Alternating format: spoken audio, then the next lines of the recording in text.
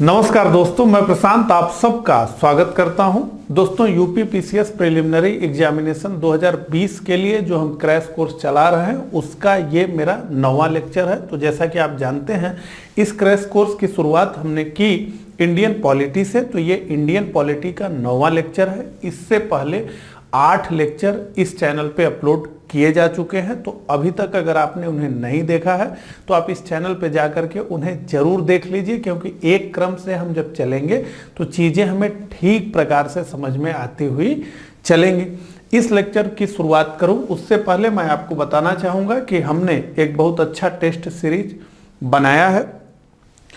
अगर आपको इसे ज्वाइन करना हो तो आपको करना यह है कि ज्वाइन पीसीएस 2020 लिख करके 9569194453 या फिर 9506742546 पर व्हाट्सएप मैसेज करना है। साथ ही इस टेस्ट का एक डेमो पीडीएफ भी हमने जारी किया है ताकि आप उसकी क्वालिटी को देख सकें। तो इस वीडियो के डिस्क्रिप्शन बॉक्स में और साथ ही कमेंट बॉक्स में भी उस डेमो पीडीएफ का लिंक हम दे देंगे, वहां से आप जाकर के इसकी क्वालिटी को देख सकते हैं।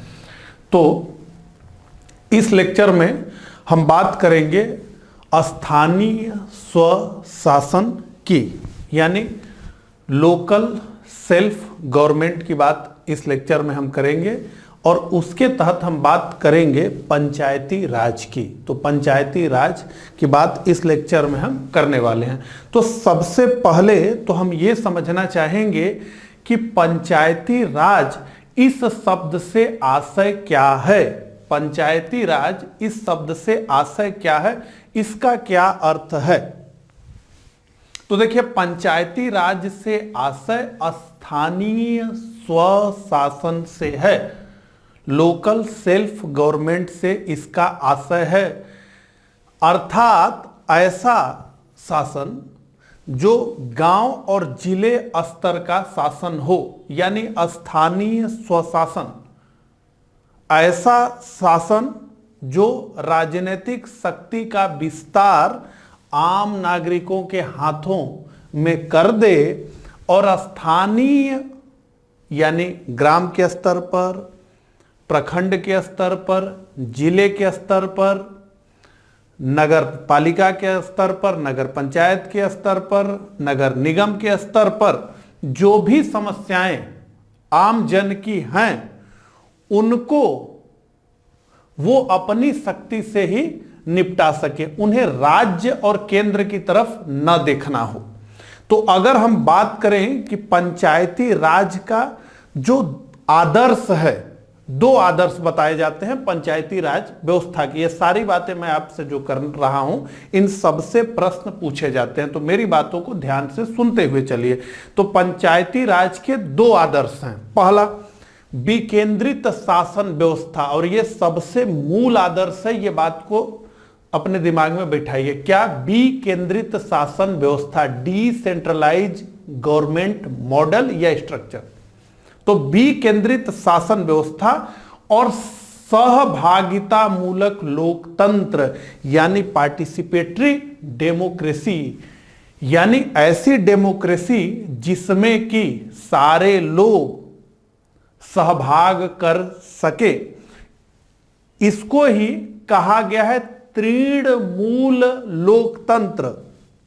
तृणमूल लोकतंत्र यानी ग्रास रूट डेमोक्रेसी, यानी जमीनी स्तर पर लोकतंत्र। ऐसा लोकतंत्र जो जमीन पर पहुंच जाए, यानी एकदम प्रत्यक्ष लोकतंत्र की तरह ही। तो गांव के जो विषय है वो दे दीजिए, गांव डिसाइड करे, आपस में गांव के लोग बैठे और वो अपने विषय का निर्णय कर ले। प्रखंड के विषय का प्रखंड पर जो संस्था बनी है वो निर्णय कर ले, जिले स्तर पर जिला की जो संस्था बनी है वो निर्णय कर ले। क्यों?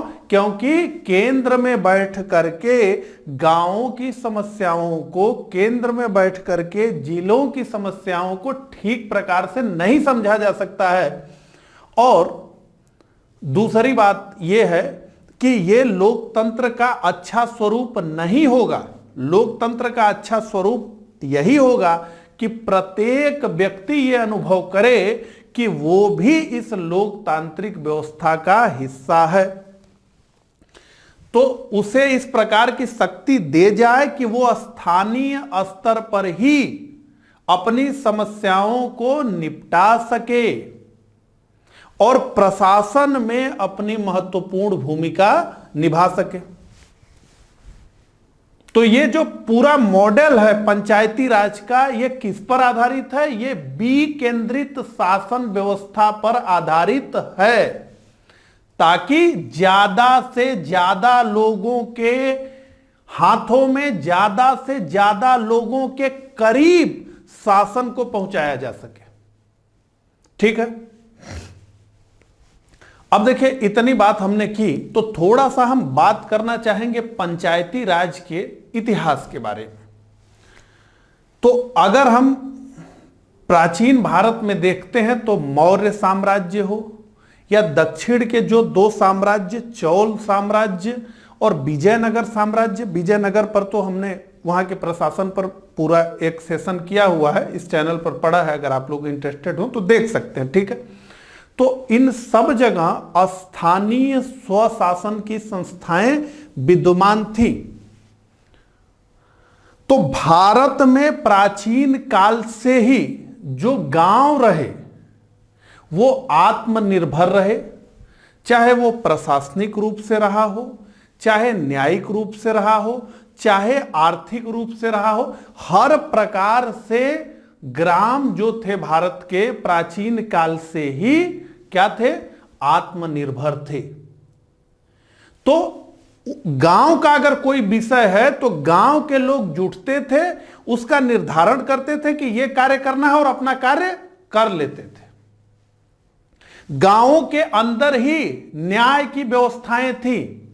जो लोग 30-32 के एज में हैं और गांव से जुड़े हुए हैं उन्हें याद भी होगा, मतलब हम लोगों की एज में लोगों ने इसको जो है देखा है कि न्याय की किस प्रकार से व्यवस्था थी। ठीक है, हम लोग छोटे थे तो हम लोगों ने इसे देखा, तो न्याय की भी व्यवस्था थी प्राचीन काल से।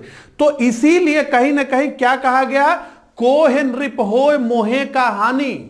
तो इसका यह मतलब नहीं था कि भारतीय शासन के प्रति अरुचि रखते थे, बल्कि यह था कि ग्राम इतने आत्मनिर्भर थे हर प्रकार के मामले में कि राजा कौन बैठता है इससे कोई मतलब नहीं है। तो लखनऊ में कौन बैठा है, दिल्ली में कौन बैठा है, इससे हमारा कोई मतलब नहीं, क्योंकि हमें हमारे जरूरत की जो चीजें हैं, जो हमारे जरूरत का कार्य है, वो तो हम ही को करना है। तो प्रशासनिक रूप से भी, न्यायिक रूप से ब्रिटिशों के कोर्ट थे, लेकिन कोई नहीं जाता था। अपना मामला अपने ही समाज के द्वारा क्या होता था? सुलझा लिया जाता था।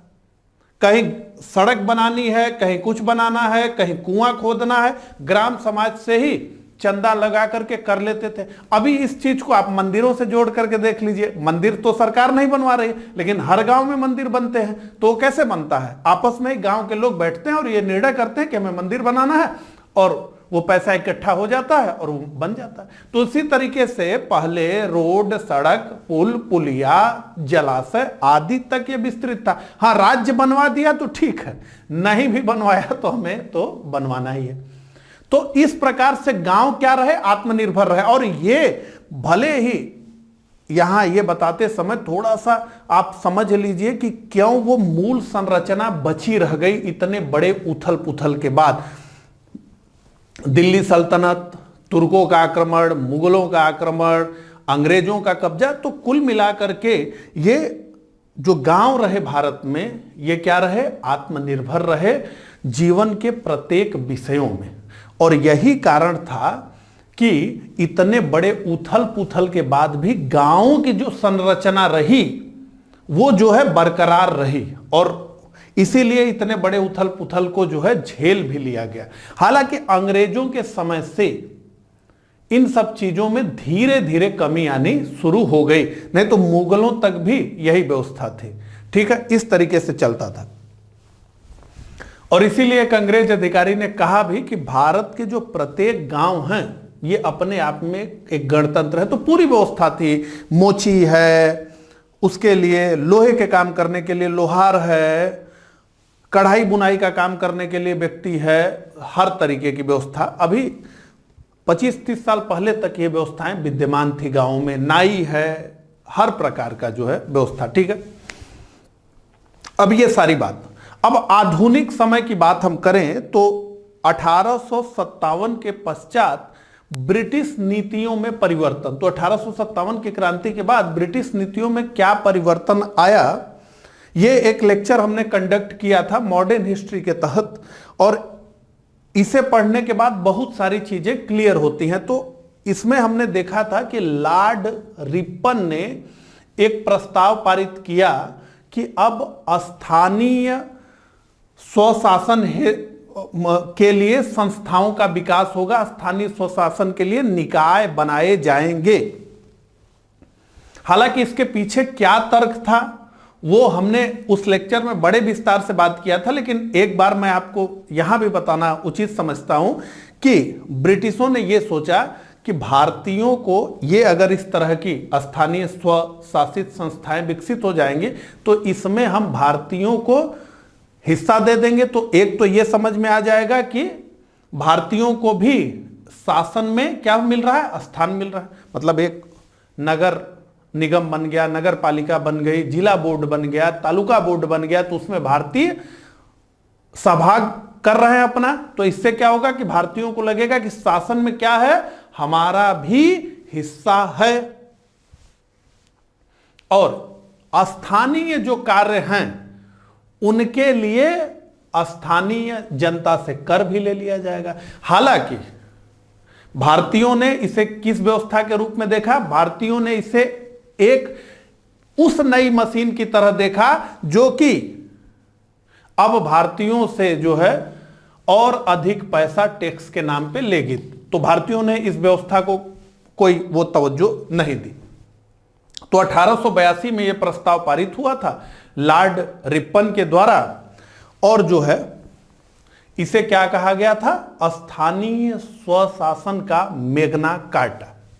1919 के अधिनियम की बात करें तो हमने पिछले लेक्चर्स में बात की है, तो उसमें हमने बताया था कि दो सब्जेक्ट थे, एक आरक्षित और एक हस्तांतरित। तो हस्तांतरित विषय के रूप में स्थानीय स्वशासन को रखा गया था 1919 के अधिनियम में। 1935 का जो अधिनियम आया उसने जो है स्थानीय स्वशासन की शक्तियों को और अधिक विस्तृत किया और यह पूर्ण रूपेण से राज्य का विषय इसे बना दिया गया। और वर्तमान में जो स्थानीय स्वशासन है ये किसका सब्जेक्ट है, ये राज्य का सब्जेक्ट है। ये सीधे सीधे प्रश्न पूछेगा तो ये किसका सब्जेक्ट है, राज्य का सब्जेक्ट है।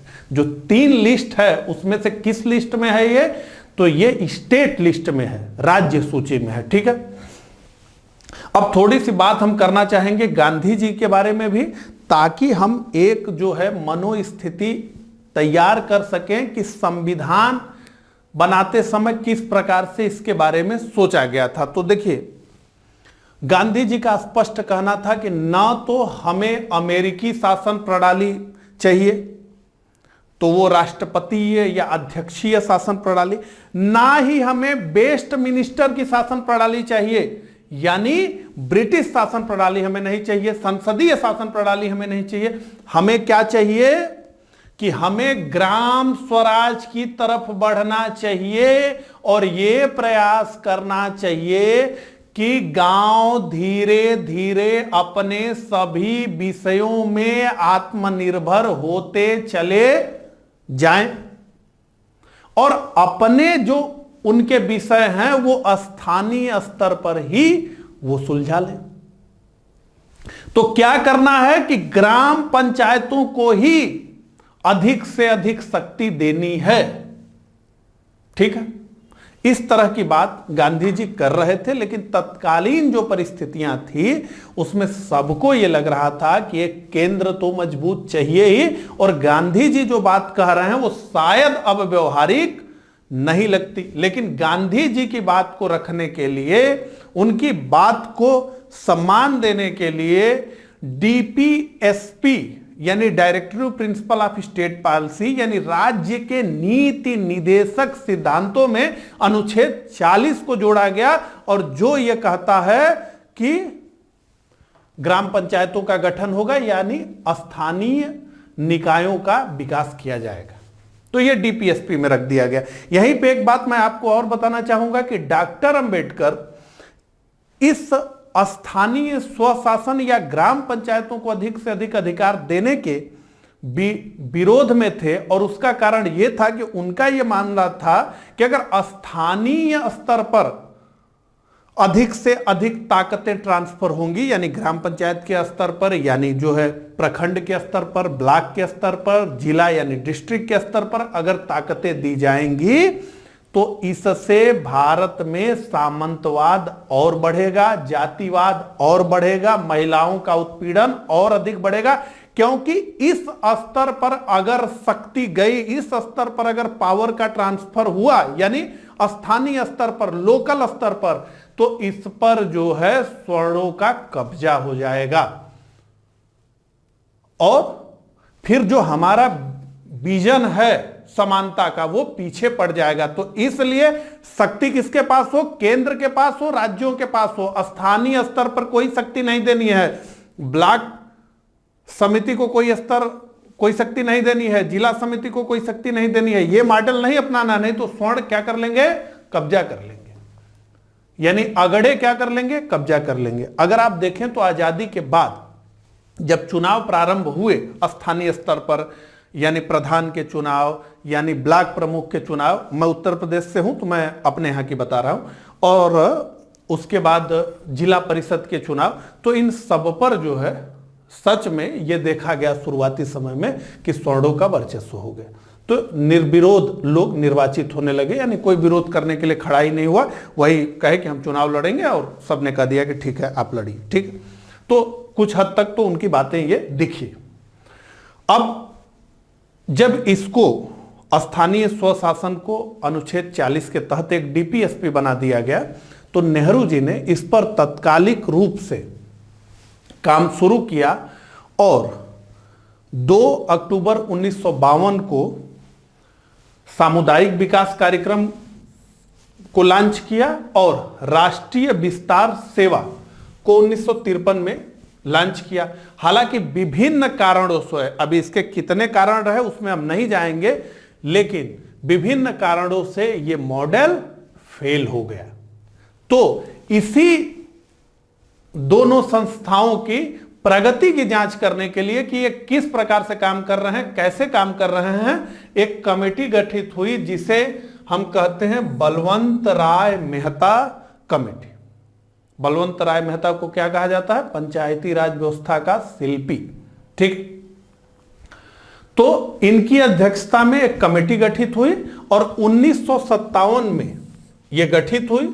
ठीक है, और इसने उसी वर्ष अपनी रिपोर्ट दी और इस रिपोर्ट में क्या बताया बलवंत राय मेहता समिति ने, उसे हमें समझना। तो पहले तो हम समझेंगे महत्वपूर्ण समितियों को, फिर 73वें संविधान संशोधन को समझेंगे। बड़े डिटेल में हमें इसमें समझना है, तो थोड़ा अपना पेशेंस बनाए हुए रखिए। हमें लगता है कि आपका समय जो है, पूरा जो हिस्ट्री हमने इसका देखा उसमें वो आपको लग रहा होगा कि चला गया, लेकिन ऐसा कुछ नहीं है। वो सारे प्रश्न ही थे जो मेरे मुंह से निकल रहे थे।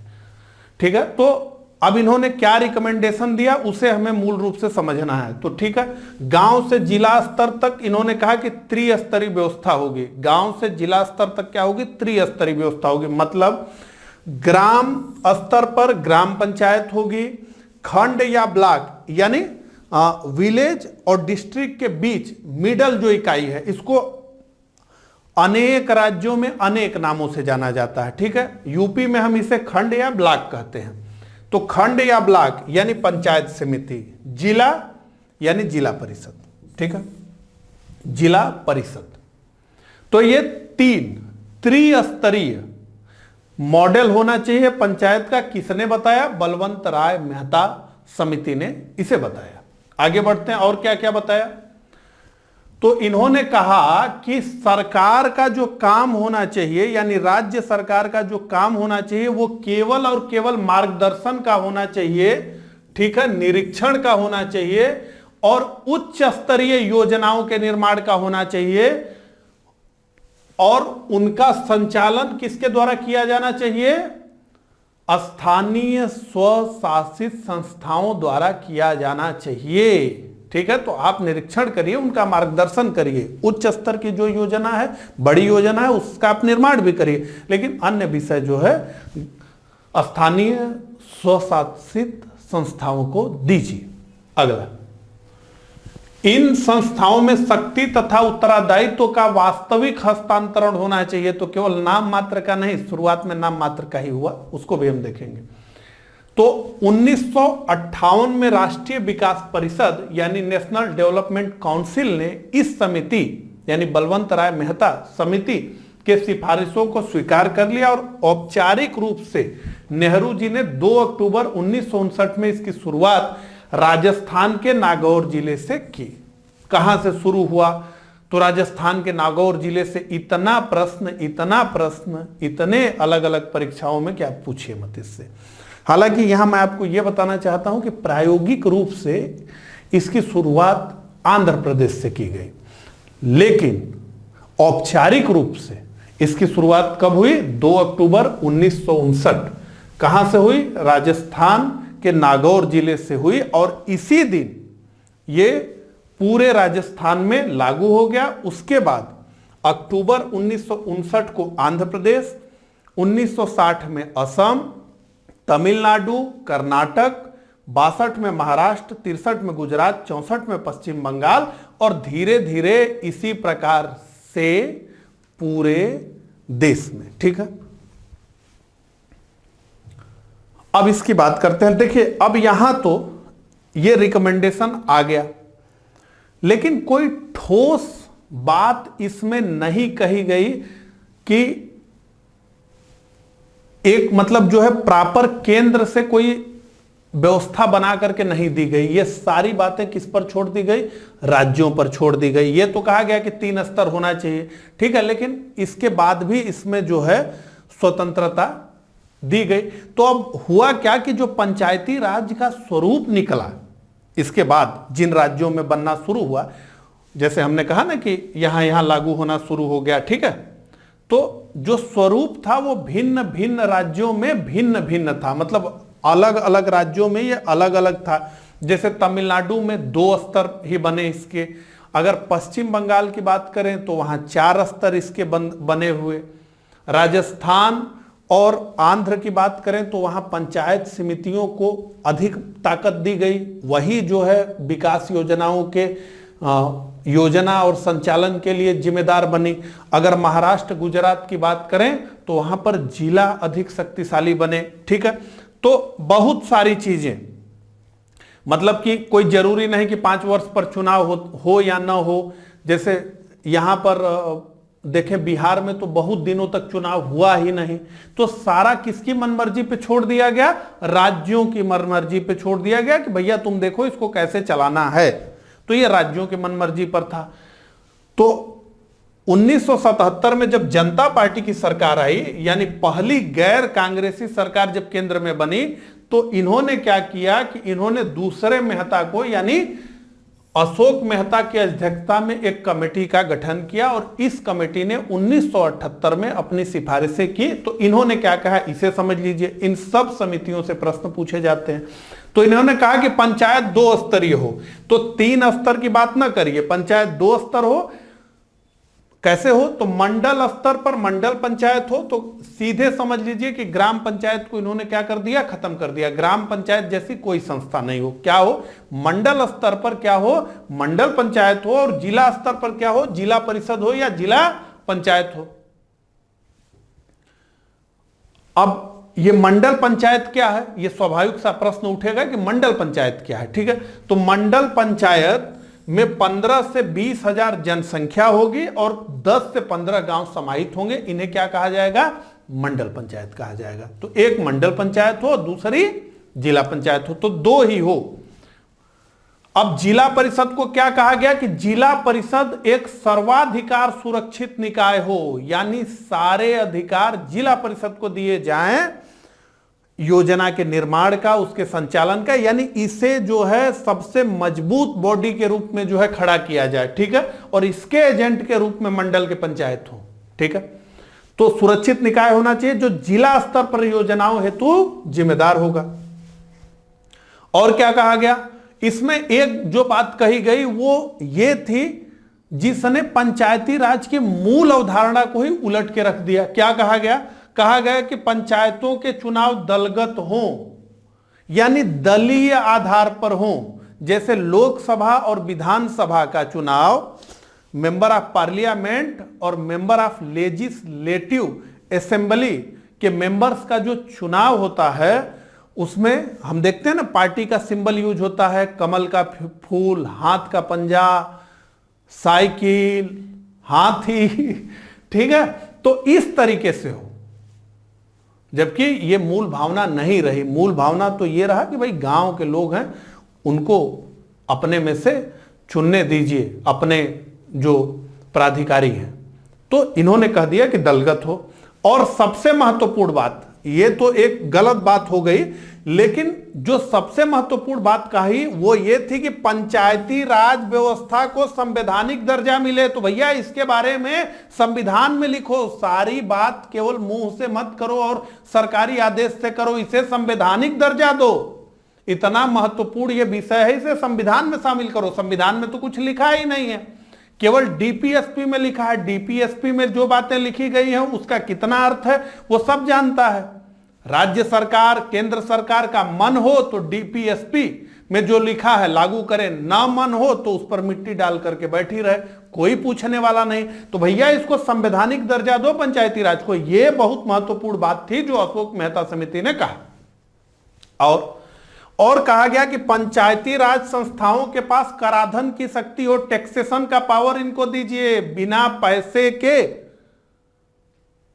तो पावर होता ही कहां है ना? कुछ लोग तो मनी को ही पावर कहते हैं, ठीक है। तो इनको भैया टैक्सेशन दो, ठीक है। और जो वो सरकार ही कैसी जो टैक्स न लेती हो, अगर जो टैक्स नहीं ले रहा वो सरकार नहीं है ना, तो इनको अभी टैक्सेशन दो। अब सब्जेक्ट डिसाइड करो कि इनका टैक्स कहां से आएगा। और क्या कहा गया, पंचायती राज संस्थाओं की कार्य प्रणाली नियंत्रित करते हेतु एक पंचायती राज मंत्री।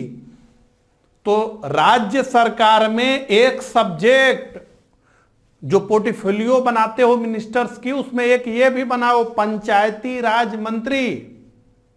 तो सुनते होंगे फलाना पंचायती राज मंत्री हैं, तो पंचायती राज एक मंत्री बनाओ, माने ये भी एक विभाग बनाओ पंचायती राज। ये सारी बातें अशोक मेहता समिति ने कही, ठीक है।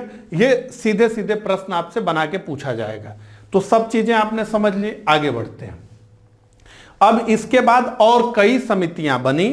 फाइनली जो है डॉक्टर LM सिंघवी समिति काफी महत्वपूर्ण है, तो इसे ही हमें जो है पढ़ना है। तो इसने क्या कहा, इसने कहा कि पंचायती राज प्रणाली के पुनरुत्थान, इसके पुनरुत्थान के लिए इसका गठन किया गया कि सुझाव दीजिए कि भैया इसका पुनरुत्थान कैसे होगा। तो ये तो समझ में आ ही गया होगा कि इससे पहले हालत बहुत खराब हो गई होगी, जो बहुत अच्छा होगा उसके पुनरुत्थान की जरूरत नहीं होगी, यानी उसका पतन हो गया है, अब कैसे दोबारा से उत्थान होगा, ठीक है। तो इसके लिए डॉक्टर LM सिंघवी समिति का गठन किया गया। और इस समिति ने क्या सिफारिश की उसे हमें समझना है। तो इन्होंने कहा कि पंचायती राज प्रणाली को संवैधानिक दर्जा प्राप्त हो। जो बात इन्होंने अशोक मेहता ने कही वही सिंघवी ने भी कहा। और क्या कहा कि त्रिस्तरीय पंचायतों का गठन करिए। तो इन्होंने कहा 2 स्तरीय अशोक मेहता ने, और यहां पर बलवंत राय मेहता समिति ने क्या कहा, त्रिस्तरीय कहा। इन सब चीजों को दिमाग में बैठाते हुए चलिए, ठीक है। और क्या कहा गया, तो यह कहा गया कि पंचायती चुनाव नियमित तथा गैर दलीय आधार पर हो। तो राज्य सरकारों की मर्जी पर मत रखिए, इसका नियम बताइए कि हर 5 साल पे चुनाव कराना होगा। अब ऐसा नहीं है कि लालू प्रसाद यादव का मन किया तो 15 साल चुनाव नहीं हुआ बिहार में। ये जो है विधानमंडलों को और सरकारों को ताकत मत दीजिए राज्यों का, उसका बनाइए और गैर दलीय आधार पर हो। तो इनकी बात को सीधे सीधे इन्होंने काटा कि नहीं नहीं, दल वगैरह पार्टी वगैरह मत इसमें घुसाइए, गैर दलीय आधार पर हो। और राज्य वित्त आयोग का गठन हो तथा पंचायतों को करारोपण का अधिकार मिले। तो राज्य वित्त आयोग की बात पहली बार की गई डॉक्टर LM सिंघवी द्वारा। और कहा गया कि पंचायतों को करारोपण का अधिकार मिला, इसको टैक्सेशन का पावर दीजिए भैया। और एक महत्वपूर्ण बात यह कही गई कि गांवों के समूह के लिए एक न्याय पंचायत बनाइए, गांवों के समूह के लिए एक न्याय पंचायत बनाइए, 15-20 गांव पे एक न्याय पंचायत बनाइए और जो छोटे छोटे मामले हैं वो वहीं सुलझाया जाए। ठीक है, ये बात कही गई। अब इस समिति के ही जो है सुझावों पर, और इससे पहले जो समितियां बनी थी, राजीव गांधी सरकार ने 1989 में 64वां संविधान संशोधन विधेयक लोकसभा में वो लेकर के आए, उसे पारित करा लिया उन्होंने, लेकिन राज्यसभा में वो अटक गया विभिन्न कारणों से, तो जो है ये नहीं हो पाया। ये लिखा है ना कि पंचायती राज प्रणाली को संवैधानिक दर्जा प्राप्त हो तो संवैधानिक दर्जा ही प्रदान करने के लिए 64वां संविधान संशोधन विधेयक लेकर के आए राजीव गांधी, जो कि अटक गया, नहीं पारित हो पाया। तो फाइनली जो है बीपी नरसिम्हा राव की सरकार ने 73वां संविधान संशोधन अधिनियम 1992, पहले तो विधेयक और फिर वो अधिनियम बन गया, तो विधेयक 1992 इन्होंने पेश किया और वो पास हुआ, अधिनियम बना। तो अब बात करेंगे पंचायती राज 73वां संविधान संशोधन अधिनियम 1992। तो एक बात समझते हुए चलिए कि अभी तक क्या था कि सब राज्यों की इच्छाओं पर छोड़ दिया गया था, कोई नहीं था कि आपको क्या।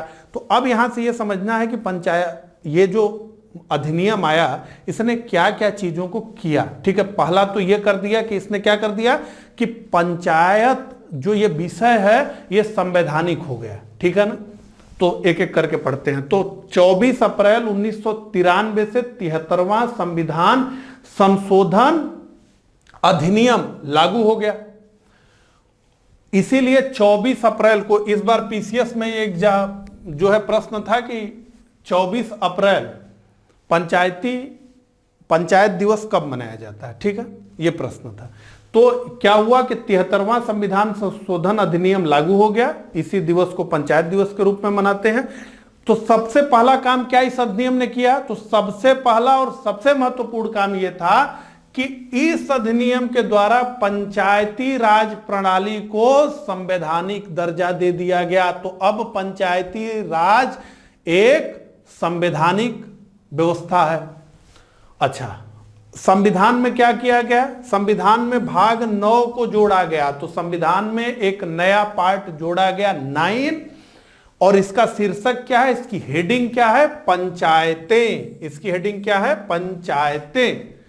और इसमें अनुच्छेद 243 से 243 ओ तक कुल 16 अनुच्छेद पंचायतों के लिए समर्पित किए गए हैं। उन सबको हम देखेंगे। अब इनमें मोटे तौर पर बात करें कि इन 16 अनुच्छेदों में लिखा क्या गया है, थोड़ा सा समझने के लिए।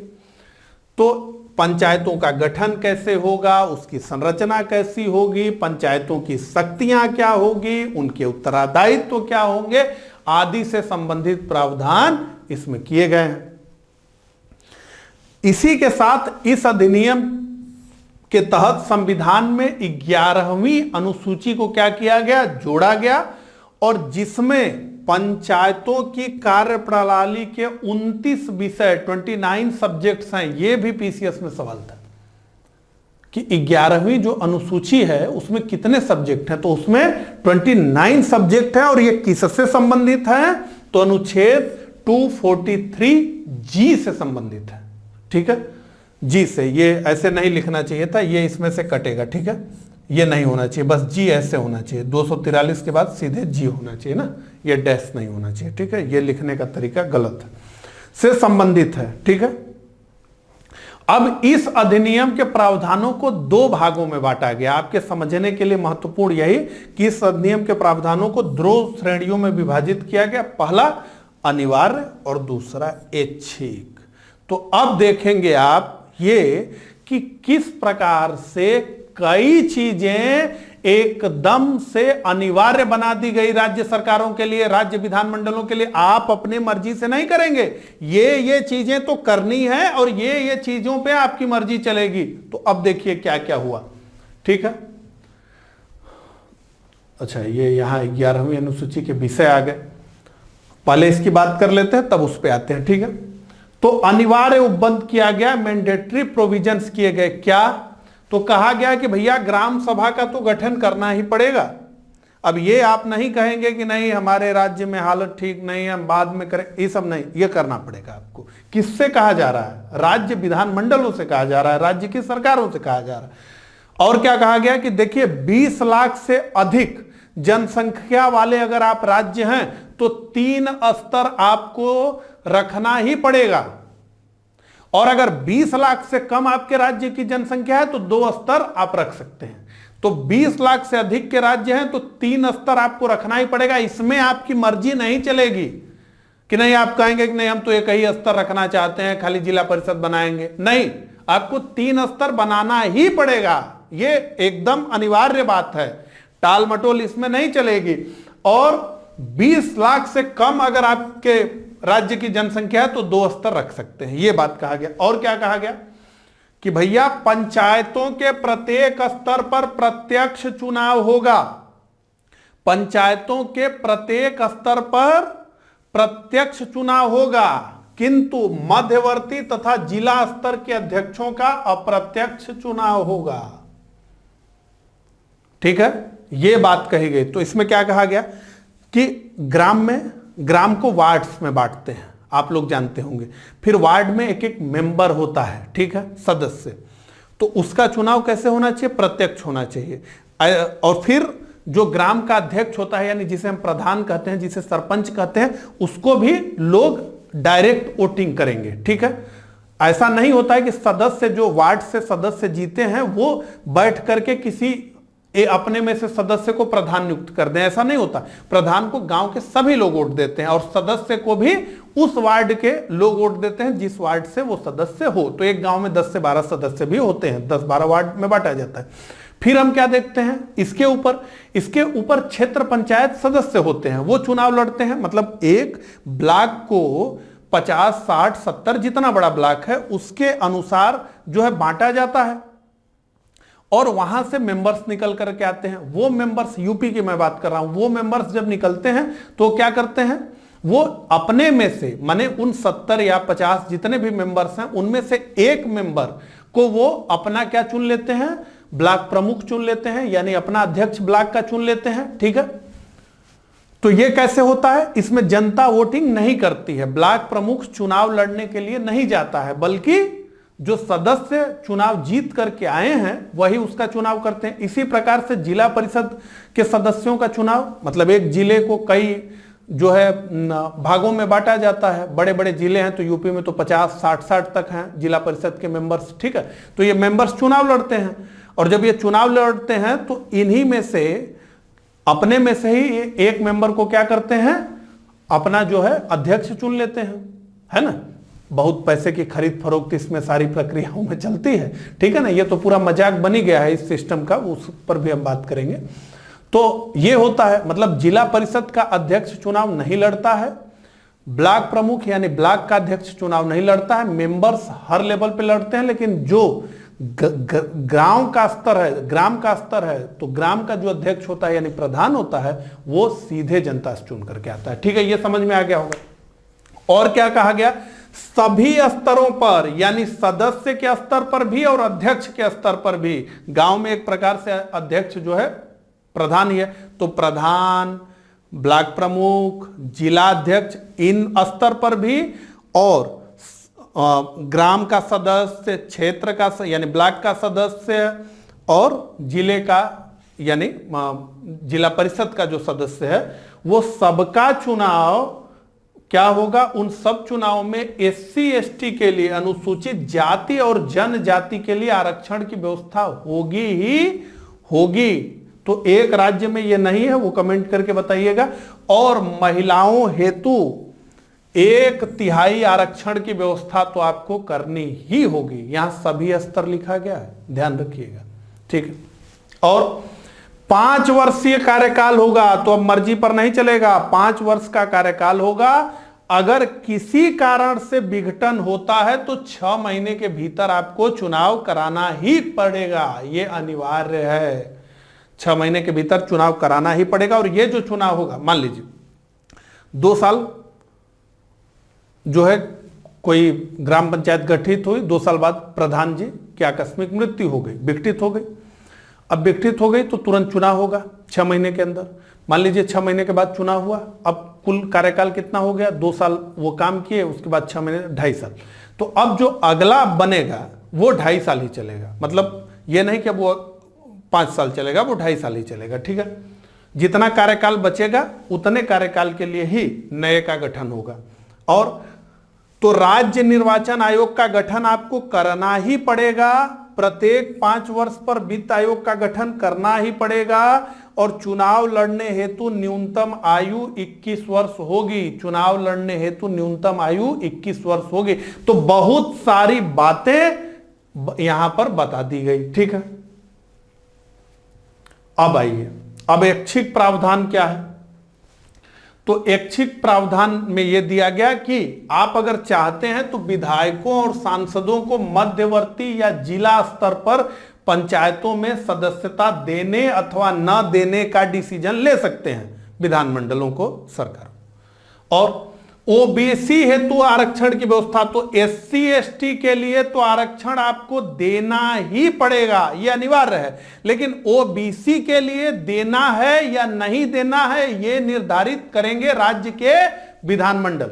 तो उत्तर प्रदेश ने यह निर्धारित किया कि हम देंगे, तो उत्तर प्रदेश में ओबीसी को भी आरक्षण दिया जाता है, ठीक है।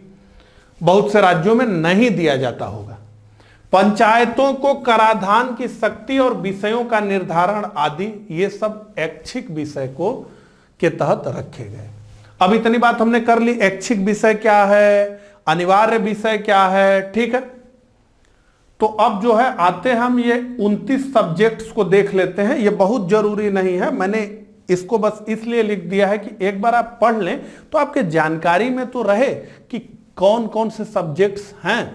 तो ये 14 यहां आपको दिख गया, इसको देख लीजिए, और यहां 15 से 29 तक आपको दिख गया। इतने सब्जेक्ट्स की बात की गई है, ठीक है।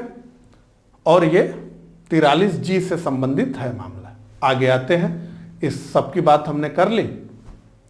अब इस अधिनियम के प्रावधानों को थोड़ा सा तोड़ करके पढ़ते हैं, थोड़ा डिटेल में, ठीक है। तो ग्राम सभा, इसको क्या कहा गया, तो इसे कहा गया पंचायती राज प्रणाली की नींव। तो पंचायती राज प्रणाली की नींव क्या है, ग्राम सभा। अब ये ग्राम सभा क्या है इसे समझिए।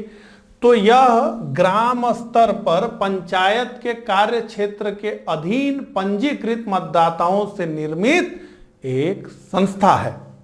तो यहां पर जो है एक बात तो आपको समझ में आ गई कि जो ग्राम सभा है ये निर्वाचित निकाय नहीं है। क्या लिखा गया है कि यह ग्राम स्तर पर पंचायत के कार्य क्षेत्र के अधीन पंजीकृत मतदाताओं से निर्मित एक संस्था है। अब अनुच्छेद 243(a) क्या बता रहा है उसको समझिए। तो अनुच्छेद 243(a) के अनुसार ग्राम सभा ग्राम स्तर पर ऐसी शक्तियों का प्रयोग तथा ऐसे कृत्यों का पालन कर सकेगी जो किसी राज्य के विधानमंडल द्वारा निर्मित कानून द्वारा उपबंधित किए जाए। और क्या किया गया, इस अधिनियम के माध्यम से प्रत्येक राज्य में त्रिस्तरीय पंचायती राज प्रणाली का गठन किया गया। ग्राम स्तर पर ग्राम पंचायत, तो अब सीधे सीधे वहां पर चले जाइए बलवंत राय मेहता समिति पर। तो ये त्रिस्तरीय की बात कि ग्राम स्तर पर ग्राम पंचायत, खंड यानी मध्यवर्ती यानी मिडिल स्तर पर पंचायत समिति, यहां जो है अलग अलग राज्यों में अलग अलग शब्द है इसके लिए, और जिला स्तर पर जिला पंचायत या जिला परिषद, ठीक है। अब बात करते हैं राज्य निर्वाचन आयोग की। लिखा गया था ना कि एक राज्य का निर्वाचन आयोग, वित्त आयोग, ये सब बातें, तो राज्य निर्वाचन आयोग की बात करते हैं। इससे संबंधित प्रावधान किसमें किया गया, अनुच्छेद 243(k) में किया गया है। क्या लिखा गया है कि राज्य निर्वाचन आयोग के गठन का यह प्रावधान करता है 243(k), जिसमें एक राज्य निर्वाचन आयुक्त कौन नियुक्त करेगा, राज्यपाल, राज्य का राज्यपाल नियुक्त करेगा राज्य निर्वाचन आयुक्त को, तथा निर्वाचन आयुक्त की सेवा शर्त और कार्यकाल का भी निर्धारण कौन करेगा, राज्यपाल करेगा। इसे ध्यान से समझ लीजिए। ये जो निर्वाचन आयोग के लिए निर्वाचन आयुक्त होगा उसकी नियुक्ति राज्यपाल करेंगे। उसकी सेवा शर्तों को निर्धारित कौन करेगा? राज्यपाल करेंगे। किंतु एक बार अगर ये निर्धारित कर दिए, उसको जो है रख दिए, ठीक है, उसका चयन कर लिया राज्यपाल महोदय ने, तो फिर क्या होगा? किंतु उसकी नियुक्ति के पश्चात उसके पद से, यानी निर्वाचन आयुक्त को उसके पद से तब तक नहीं हटाया जा सकता जब तक कि उच्च न्यायालय के न्यायाधीश को हटाने जैसी प्रक्रिया का पालन न कर लिया जाए। तो यह व्यवस्था इसलिए लागू की गई है कि जो राज्य सरकारें हैं वो इनके ऊपर दबाव न बना सके, अपने पक्ष में चुनाव को मोड़ न सके, स्थानीय चुनाव को। समझ रहे हैं इस बात को? इसलिए कि भैया नियुक्ति करने का अधिकार तो राज्यपाल के पास है, यानी मंत्रिपरिषद के पास है, लेकिन एक बार अगर नियुक्ति करके वो बैठ गया तो आप नहीं हटा पाएंगे। हटाने की प्रक्रिया क्या है? उच्च न्यायालय के न्यायाधीश को हटाने जैसी प्रक्रिया का है। तो एक बार नियुक्ति के बाद वो पद पे बैठ गया तो आपके दबाव में, आपके अंडर में आने वाला नहीं है, इसलिए व्यवस्था। और तो इनका कार्य क्या है हम जानते हैं कि देश में भी निर्वाचन आयोग है, तो इनका क्या काम है सुनिए। पंचायत चुनाव हेतु निर्वाचन नामावली तैयार करना। तो आप जानते हैं लोकसभा, विधानसभा के जो चुनाव में आप वोटर आईडी कार्ड का इस्तेमाल करते हैं, जो वोटर लिस्ट होती है वो अलग होती है, और पंचायतों के चुनाव में जो वोटर लिस्ट होती है वो अलग होती है। तो दो वोटर लिस्ट का प्रयोग हो रहा है, हालांकि इसका विरोध हो रहा है कि ऐसा क्यों कर रहे हैं।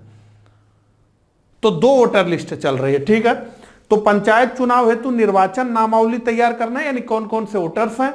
राज्य में पंचायत चुनाव के अधीक्षण, निर्देशन और नियंत्रण के सभी अधिकार किसके पास है? राज्य निर्वाचन आयोग के पास होता है। तो राज्य निर्वाचन आयोग केवल पंचायत चुनाव के लिए है, ध्यान में रखिए। चाहे नगर पालिका, नगर निगम, नगर पंचायत, जिला परिषद, ब्लॉक समिति और ग्राम पंचायत।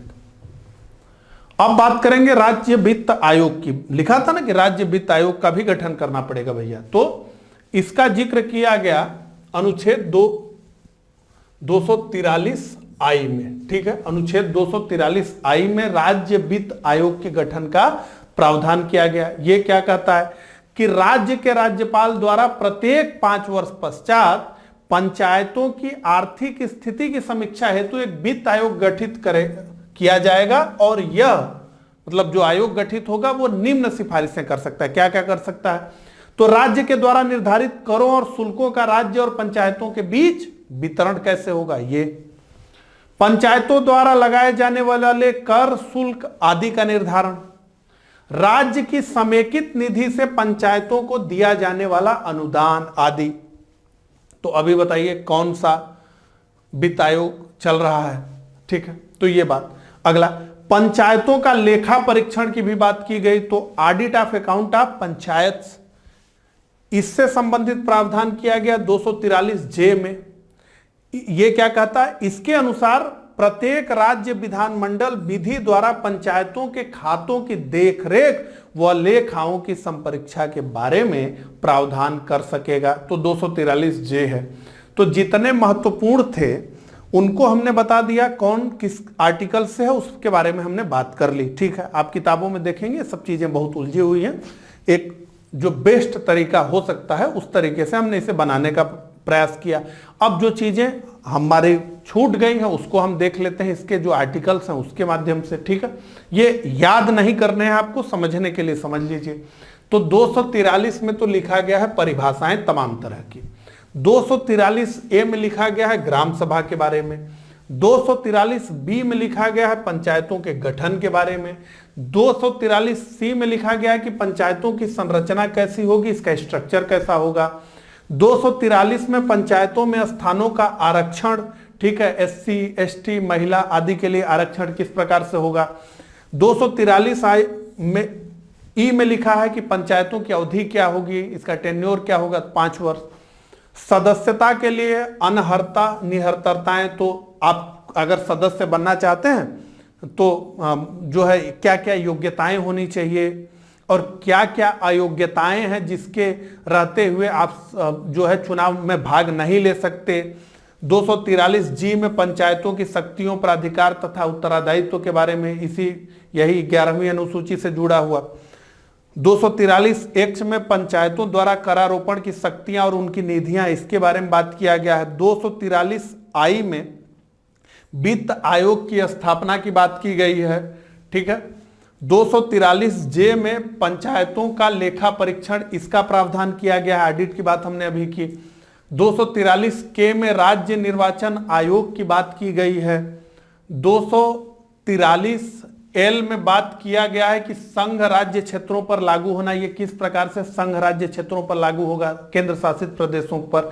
243 ए में लिखा है कतिपय क्षेत्रों में इस भाग का लागू ना होना। तो आगे हम पेशा अधिनियम पढ़ेंगे तो हमें पता चलेगा कि इसके प्रावधान 5वीं अनुसूची के क्षेत्रों पर लागू नहीं होते, तो उससे जुड़ा हुआ है। 243 एम से जुड़ा हुआ है, ठीक है, कि मतलब 5वीं अनुसूची से जुड़े क्षेत्रों के बारे में। 243 एन पूर्व विद्यमान विधियां और पंचायतों की निरंतरता, इससे जुड़ा हुआ है। और 243 ओ फाइनल यही है, चुनावी मामलों में न्यायालय के हस्तक्षेप पर रोक। तो ये बात कर दिया गया है कि ये जो पंचायतों की चुनाव है इसका निपटारा न्यायालय में नहीं होगा। कैसे होगा?